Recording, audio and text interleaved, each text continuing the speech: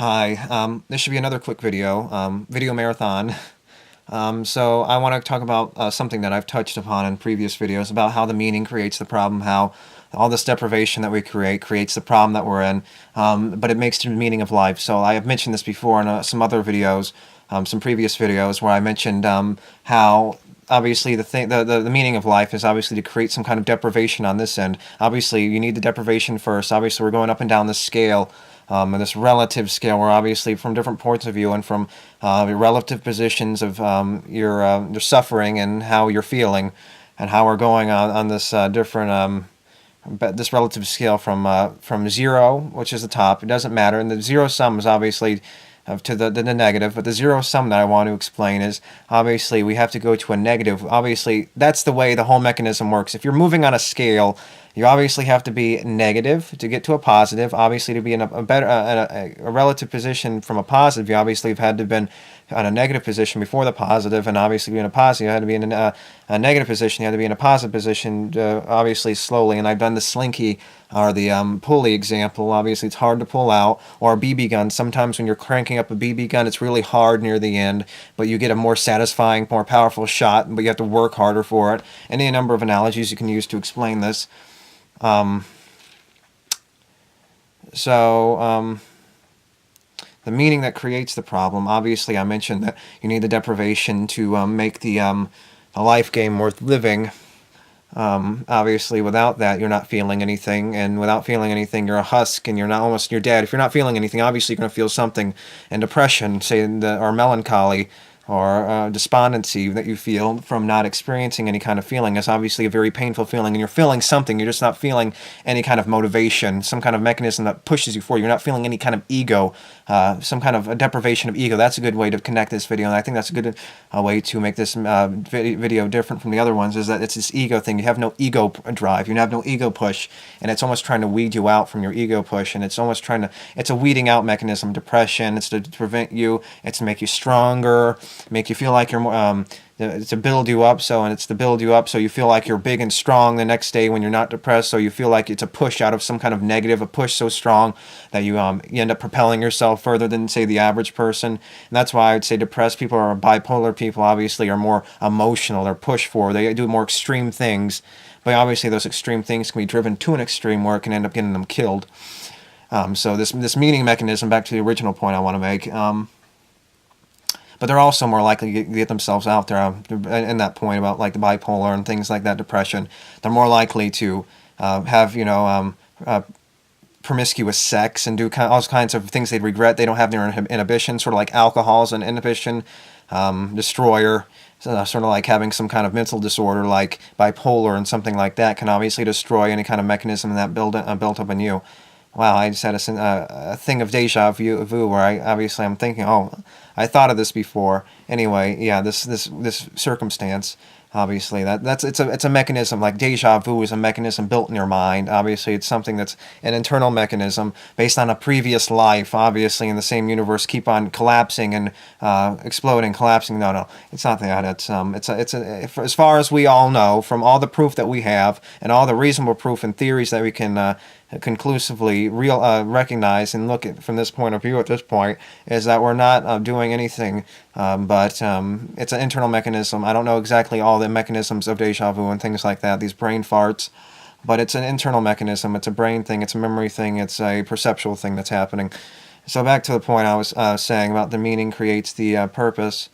So when we create the meaning, we're obviously in a bad state of mind. The meaning is creating deprivation to satisfy something, and the satisfaction stage is usually short-lived, and that doesn't necessarily compensate for the things that we're obviously going through beforehand to get to that satisfaction. It's a slow, drawn-out process, so often sometimes very distressing and painful, and a lot of tension. Only get that brief pushback, and it goes forward and it thrusts over here, and it hit you. Then you're right back to pulling some other lever or somewhere else, or doing whatever it is, doing something else to satisfy some other desire that you had built up in you.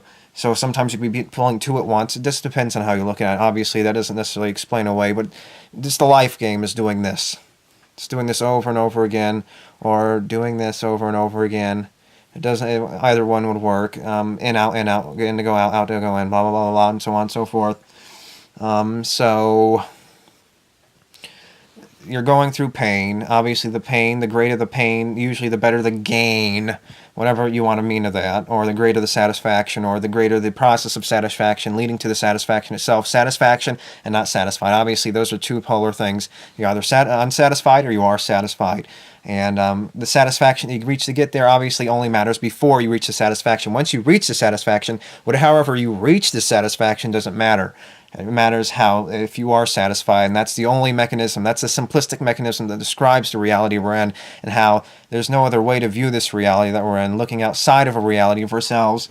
The mechanism in which we can think that there's something outside of this mechanism doesn't exist. The mechanism is you have to create a negative to create a positive, and just because there's a negative and a positive, the positive is zero, and you need the negative first to make the zero, and that's how you look at the scale. The meaning is the deprivation to create the pain, to create the suffering, the deprivation, the tension, to create a satisfaction or a relieving of that tension, and that's the very problem of life. The problem of life is the problem, and the problem is that all these and life is only made up of problems, and the satisfaction, which can usually lead to just some other problem. Right when we're satisfied, we look for something else to satisfy. We're always on to doing something else. So we're never satisfied. We're constantly driving forward. And the very meaning of life that creates the meaning is obviously something else that takes away the meaning. Sort of going back to the frustration thing. You're going to be constantly frustrated with something, and that obviously makes it, and not necessarily obviously, there's things more obviously that you want to be more satisfied with, that you want to be more frustrated with, and then obviously there's other things that you don't want to be as frustrated with. But there's always a problem that's creating, and obviously there's some good. The problem, though, is usually the satisfaction. When someone says they're doing something they enjoy, it's usually built up of some kind of tension. If the tension and the gratification and the deprivation isn't created by the process itself, it's created by some kind of passion that you have built up in yourself, some kind of tension. And usually you're a perfectionist when it comes to your passion. You want passion. You want to do it right. You want to do it. And you're constantly running into different obstacles on the way. And obviously, when you can't have that passion or do the thing you want, obviously that's a deprivation that you're trying to fill up. So that explains that. And the point that I want to make, and before I end this video, is the thing that makes life worth living is the same thing that makes life not worth living. The meaning, the deprivation, the pain, the tension is what we need to make life mean anything. But obviously, the tension, the frustration, the pain, the tension, the mechanism of deprivation is something that constantly makes life not worth living, because obviously the extremes can be so extreme, and you're always in a state of deprivation. Once you recognize that, especially once you have a recognition of it, it makes it not worth living whatsoever, because you know you're only doing a satisfying desire, only to be pulling right back and doing the same thing over and over again. It has absolutely zero function and zero purpose beyond the function of propelling. And it does nothing more. So the mechanism of meaning that we create in our lives, that we have in our lives, the only meaning that there is in life, the function of life, is the same thing. The only thing that makes the meaning is the same thing that destroys any kind of the meaning in any way. So it makes it worth living is a negative thing. The thing that makes life worth living is satisfying the negatives. And the thing that makes life not worth living is the negatives that you're likely to experience during the life that you're experiencing. So it's a make it or break it, rock between a hard place, rock between a rock and a hard place, kind of thing that we're living in, and we're not doing anything, and obviously that's all we're doing. Yeah, so it doesn't matter. There's always problems, and that's life, and there's nothing we can do about it, because that's the mechanism of our reality and the universe that we live in. So thank you, and until next time, bye.